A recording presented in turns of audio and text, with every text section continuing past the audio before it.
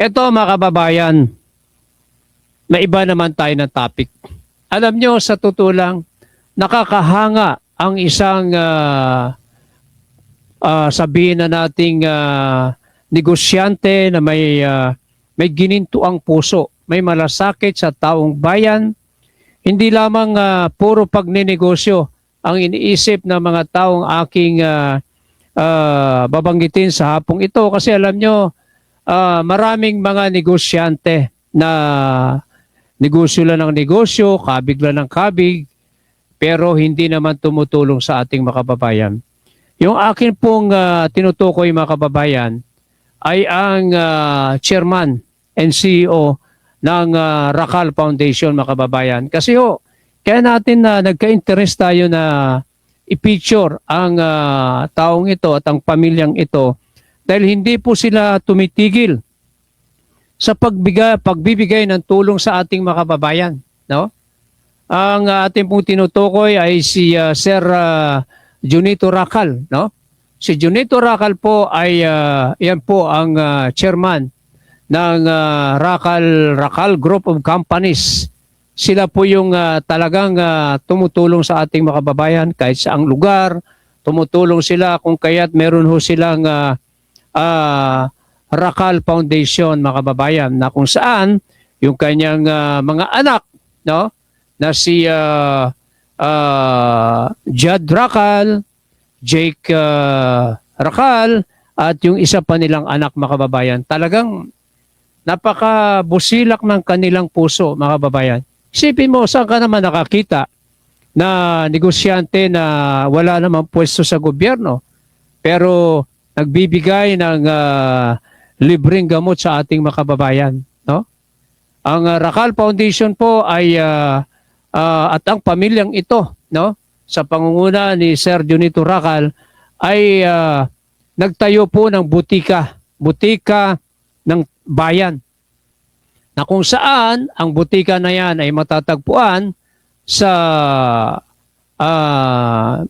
Racal Builders sa Angat, Bulacan mga kababayan. Doon sa kanilang Racal Builders, doon po matatagpuan sa loob ang butika ng bayan mga kababayan. Lahat po ng kanilang mga kababayan sa Angat, Bulacan, sa Norsagaray, Bulacan, pumupunta po doon. Libre po nilang ibinibigay sa mga mahirap nating mga kababayan ang mga gamot na kailangan ng ating mahirap na mga kababayan. Saka naman makakita na negosyante na tumutulong ng libre. Libre po, pila-pila ang pagkuha ng gamot ng mga tao, especially yung malalapit sa Angat, Norsagaray. Doon po sila kumukuha ng gamot ng libre mga kababayan sa Racal Builders. At dahil gusto nga ng mag-amang Junito Racal at yung kanyang mga anak, no, na kung saan si Judd Racal ay yan po may Judd Racal ano ba yan? Yung Judd Racal Foundation, ano? Hindi, yung Judd Racal Congressman Movement, no? Yan po'y talagang nagugustuhan sila ng taong bayan. Dahil hindi pa man nakaupo bilang congressman itong si Judd Racal ay talagang tumutulong na sa ating mga kababayan. Di ba? At ang ginawa ng pamilyang ito, nagtayo na naman ng panibagong butika ng bayan sa Barangay Santa Clara, Santa Maria, Bulacan, na kung saan ay pila-pila din ang mga tao na humihingi ng gamot. Libre po, walang bayad. Kung kaya't ang tawag nga po ng mga tao kay Judd Racal, Congressman Judd Racal. Sipin mo yan, wala pang sa pwesto pero ang iniisip kung paano makatulong sa kanilang mga kababayan sa Angat, Norsagaray, Santa Maria. Grabe po mga kababayan. Kung kaya't ang pamilyang ito ay pinalalawak pa yung pagtatayo ng mga butika ng bayan. Kung ang sabi nga ng mag-aama na ito, gamot mo, sagot ko. Yan po sinasabi ni Sir Junito Racal at ni Congressman ang tawag nila Judd Racal at iba pa nilang mga anak na si Jake at yung isa pa At ito ngayon, nag-launching sila ng pangalawang butika ng bayan sa kanilang building dyan sa Barangay Santa Clara, Santa Maria, Bulacan, kung saan pinilahan ng mga tao ang pagbigay o paghingi ng gamot ng libre. Ito, panoorin natin ang interview ng aming mga reporters. And nakausap response namin and was na mga bibutika po dito sa bayan ng Santa Maria, and I'm very happy to say na libre po lahat dito. So kung wala kami, kailangan po lahat, pag wala kami, para makabawas din po sa gastusin po sa panggamot and makadagdag din po sa ibang bagay. So yun po, Merry Christmas to all po and happy to thankful and worthy po. God bless everyone. Hi, ako po si Ederlinda Games from Mag-asawang Sapa, Santa Maria, Bulacan. Nandito po kami ngayon sa Santa Clara upang nakahingi po kami ng gamot na ngayon. Ang nakuha ko po is yung pain reliever, vitamins, at mga others pa po. Then, salamat lang din po kay Kong Jadraka sa kanyang serbisyo at patuloy na pagmamahal sa amin. Yun lamang po. Ako po si Rowena Martinez ng taga MSAPA. Nagpapasalamat po ako sa proyekto ni Kong Rakal dahil po marami siyang natulungan. Nakatulog po namin.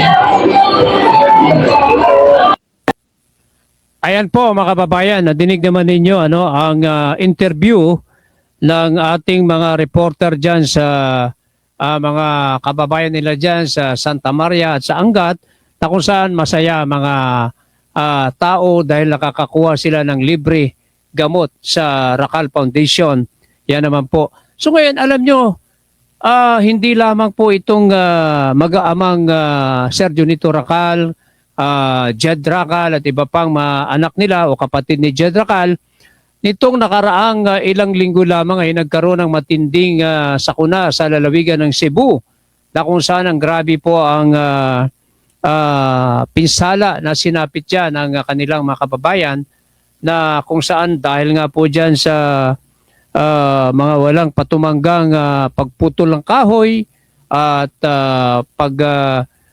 sira ng kabundukan, grabe po ang inabot na baha dyan sa Cebu, na kung saan ang Rakal Foundation sa panguna ni Sir Junito Rakal, Jed Rakal at kanya pang mga kapatid na lalaki, sila po'y nagpunta sa Cebu at namigay ng tulong. Grabe po, halos sa 40-wheeler na sasakyan po ang kanilang dinala doon, na marami pong laman na mga pagtulong nila, yung mga pangunahing pangangailangan ng ating mga kababayan. Yun po agad ang itinulong nila. Isipin mo po, hindi po yan mga politiko, hindi po yan nakaupo, pero may gininto ang puso. Lalo pa kung yan ay maging congressman si Jed Rakal, mas malaki ang may tutulong niyan, kasi alam naman natin, ang congressman ay mayroon po yung Priority Development Fund na pwedeng gamitin para itulong sa kanyang mga kababayan. Di ba? Lalong-lalo na dyan sa ika-6 na distrito ng Bulacan.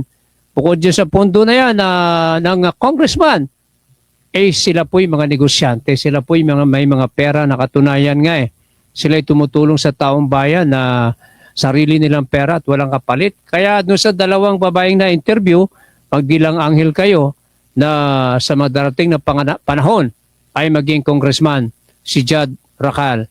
So yan po, congratulations sa Rakal family, sa kanilang tatay, si Sir Junito Rakal, akong tawagin nga, Tatay Jay, si Congressman Jed Rakal, si Sir Jake at iba pa nilang kapatid. Mabuhay po kayo, pagpalain po kayo ng pong may kapal.